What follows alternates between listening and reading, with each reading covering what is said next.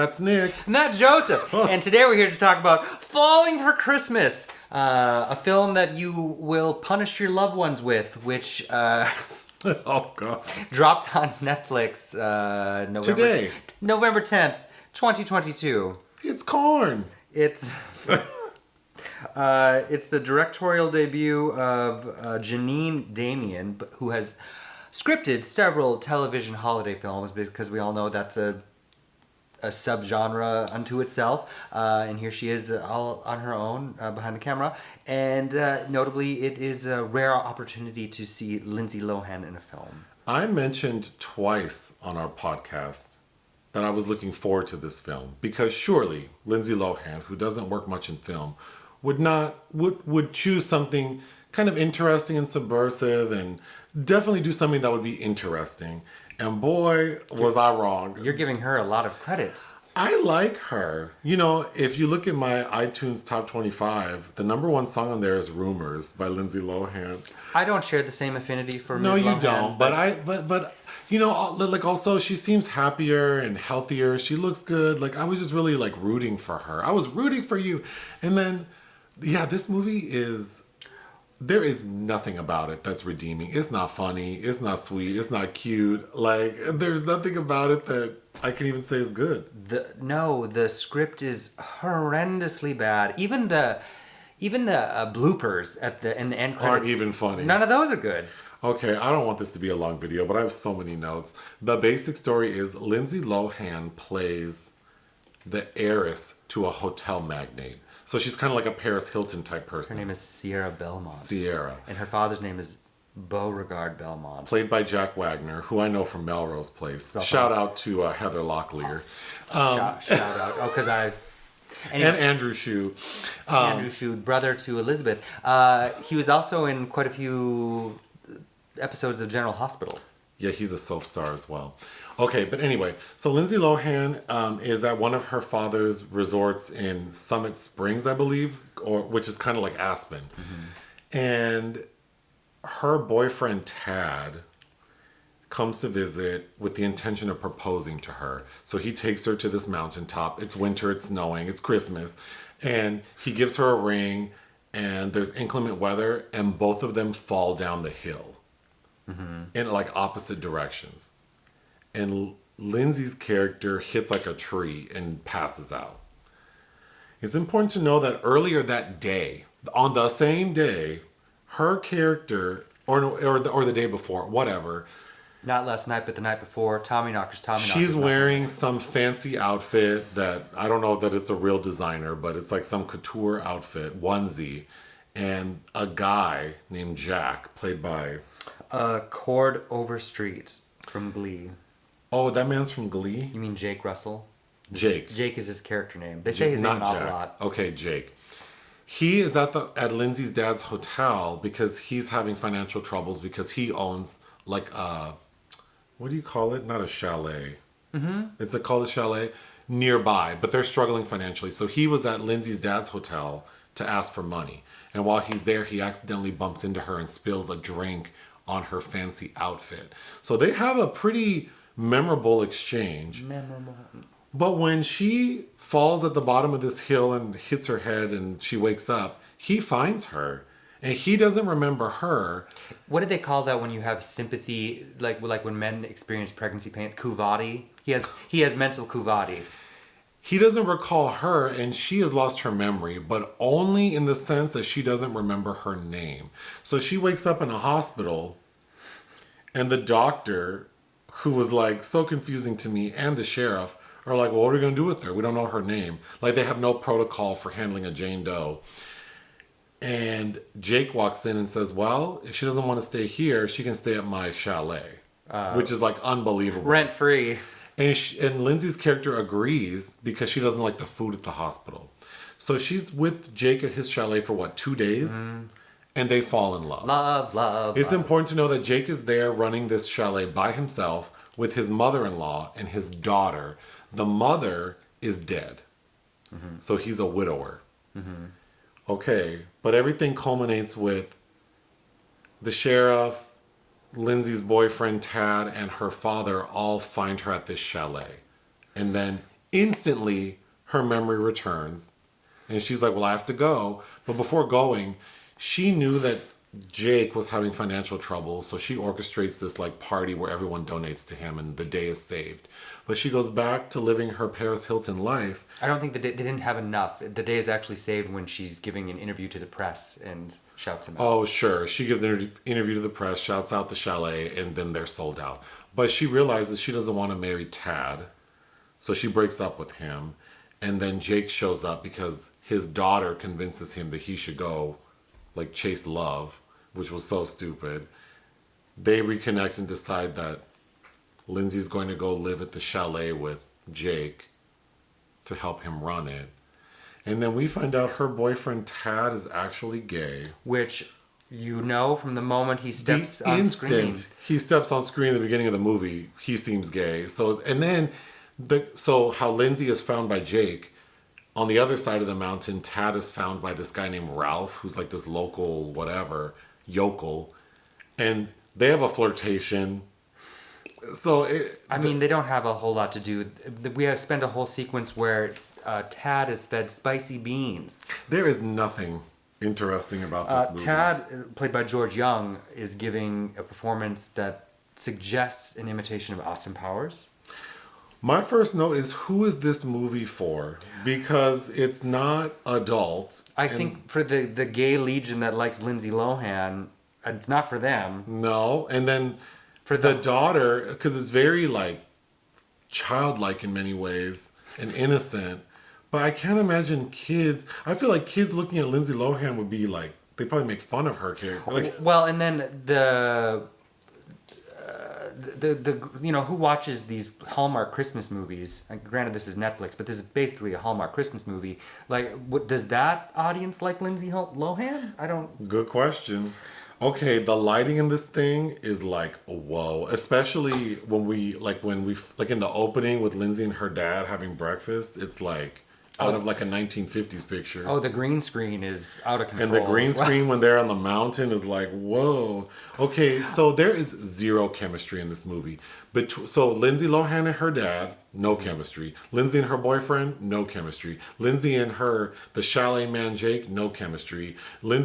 Jake, and the mother-in-law, the daughter, no chemistry. In fact, it's so boring. I think we spend most of the time making up tangential side plots, such as Alejandra, the mother-in-law, is actually his lover and the mother of the child. We were thinking a better story would have been that, his mother-in-law is actually the mother of the child. And she's allowed for him to find a younger lover. Lindsay Lohan's actual sister, Aliana, is That's in the right. movie. And they don't even have chemistry. And I'm not trying to be shady, but Lindsay Lohan... I wouldn't call it a performance. She's just standing around smiling. There's a moment when she's singing okay, first of all, she's too old for this role because her dad says twice, "I told your mother I'd take care of you." Oh, let's talk about that. Her dad, as far as we know, her biological dad, tells this grown-ass lady twice, "I promised my mom, who's now dead, that I would take care of you." I would hope so. Aren't you her father? Why wouldn't you take father? And then he chastises the Belmont staff for not looking after her. It's like, this is a whole ass grown ass lady. But Lindsay keeps talking about her dad. You know what it reminded me of? Because Lindsay has that old gravelly ass Reno cocktail waitress voice. Mm-hmm. Like Miley. It sounds like, because she keeps calling him Daddy, and it reminded me of like Betty Davis and Whatever Happened to Baby Jane, talking about my letter to She's Daddy. written a letter to Daddy. She's too old for this role. Yeah, it's ridiculous. And also, it's just, all it is stealing from Overboard. But even her sister Aliana looks too, like, that lady looks elderly too. She's striking, she's tall and whatever, but the makeup, it's just... Tall and gaunt. Like, whoa. Oh, and then in between all of it, we're assaulted by Christmas songs. And I don't want to sound like a Scrooge, because I don't innately have anything against Christmas. I just wish there was some point to something about some... And then Chord Overstreet's hair is interesting. It's like he's Mark Paul Gosselaar from Saved by the Bell. It was interesting because he's like this guy in financial ruin who seems to not really care about like material things, but then he has this obviously highlighted hair from the 90s, which I thought looked terrible. Then at a moment, there's like a character playing Santa, kind of like a Oh, Santa. that's real creepy. And he seemed creepy, like he'd be abducting little girls. I didn't understand why, like that. He's always like lurking around, smiling. I know this is bad, but as Lindsay's like falling down the mountain, that shit was crazy. It looks so bad. It looks bad, and then the way she hits that tree is like that what lady. That's what kills Sonny Bono. and Natasha Richardson and a lot of other people. Can I tell a story about Sonny Bono? So this is back in the 90s when we would visit West Hollywood, like when I was in college. I don't know if back then it was Chastity, not Chaz Bono. Chastity had a home in West Hollywood near the hotel we would always stay. And this is so terrible.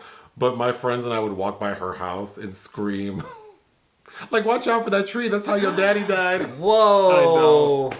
But I kept thinking of that when I saw Lindsay hit that tree. Like, I'm not a terrible person anymore. You thought of the George of the Jungle. Watch out for that tree.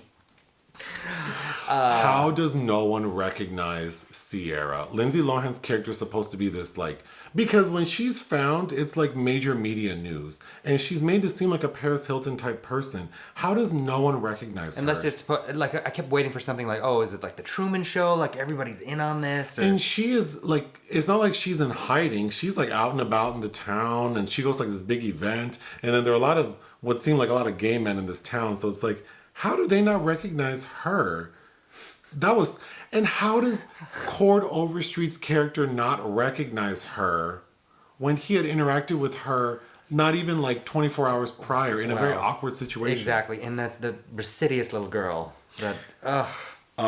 So then Lindsay's trying to acclimate to like living in this chalet, and we see her trying to cook, do laundry, make her bed, and it's just like, it's so funny. Like, I don't know about memory that much, but like, it seems like so odd that she would just only forget her name. Well, right. But she remembers everything. But acting like she had a whole lobotomy. But this was a hard watch. And, you know, what did I say?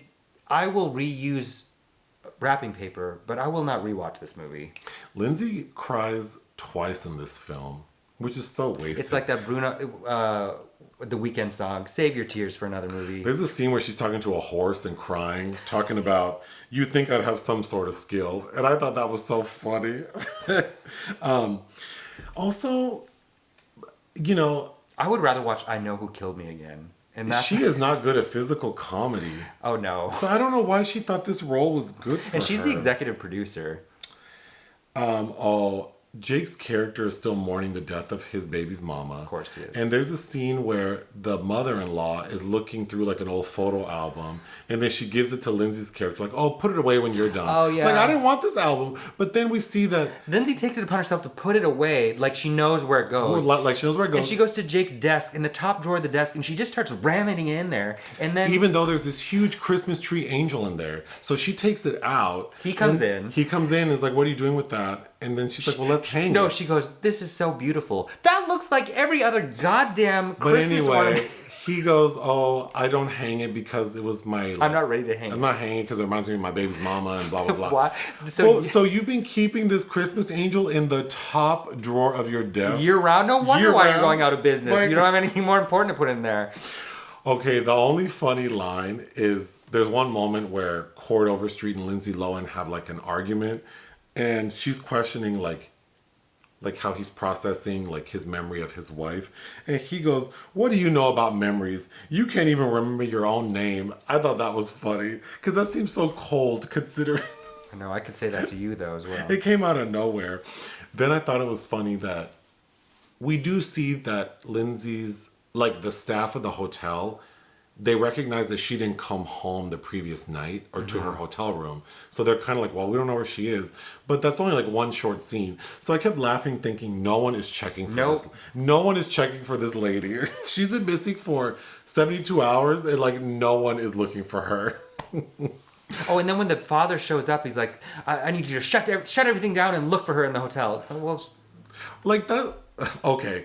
Then Alejandra, the baby grandma, she buys Lindsay's character a dress.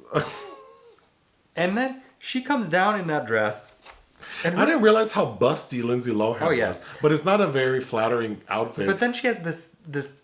So it's like a red spaghetti strap dress that seems kind of like old maiden type dress. And then Alejandra had also purchased like this gold sequin like dinner jacket. Lindsay looked crazy. And then she had her hair in like... Who did I say she looked like? Judy Garland. Yeah, then her hair is like in like Handmaid's Tale type shit. I don't... Like she's a corn maiden. Then, well, oh my God. It's just, I have nothing but notes about how terrible this is. But at the end, after Lindsay gets back to her dad's hotel, then we get like a montage of flashbacks to what we just watched. That are like, as always, of her mooning over Chord. We're making it sound more fun than it is. It's not fun. It is not fun. It is not fun with people. It is not fun with liquor. It is not fun with drugs. Like under no circumstances would this movie be enjoyable. But my final notes are there's the moment after Lindsay's character gives a shout out to the chalet that people are calling. So Alejandra. But not even right away. Like they're like, oh, is delayed. Nice. And then she's like answering all these calls. And that poor lady, the dialogue and the acting. And then she's like, we're booked full for the weekend. I don't have anything else to say. And then they say it's for the season. Okay. Then Tad, who's gay and so like insufferable, he chooses like one of the hotel staff to be like his date for, and I'm not trying to say whatever except that I was very surprised that Tad chose this man. Like, I feel like you could probably do better on short notice, but whatever. Well, it's just like you just decided, so you got dumped, and now you're gay. Now you're picking the nearest man, which a lot of gay men do that. But I don't know. This is too long for this movie. Yeah. What would you give it? This is again, I have to say, I don't believe in zeros. So the lowest possible grade on a half-star scale is 0.5. But this is a 0.5 movie. I don't even think if you're a fan of Lindsay Lohan's, I wouldn't even watch it because it's kind of depressing. That this is what she chose to do, and then you were looking at the director's IMDb, and she looks. Whose hair is the same color as her face, which bothers me. But anyway, like Jennifer Aniston. You said that she has another film with Lindsay. Yes, that's coming out. That I think is in post production. Do you know what it's called? India Fish something. I don't know. India Fish. It has one of those words in the title. I just barely glanced at it. I don't know what it's about. But. It just all reminded me of something like this is a joke from a Bo Burnham song. But it's not. But it's not funny. It's not. Anything else? No. Hit the thanks. What did you give it? I gave it 0.5 out of 5. Hit the thanks button. Listen to our podcast. Bye.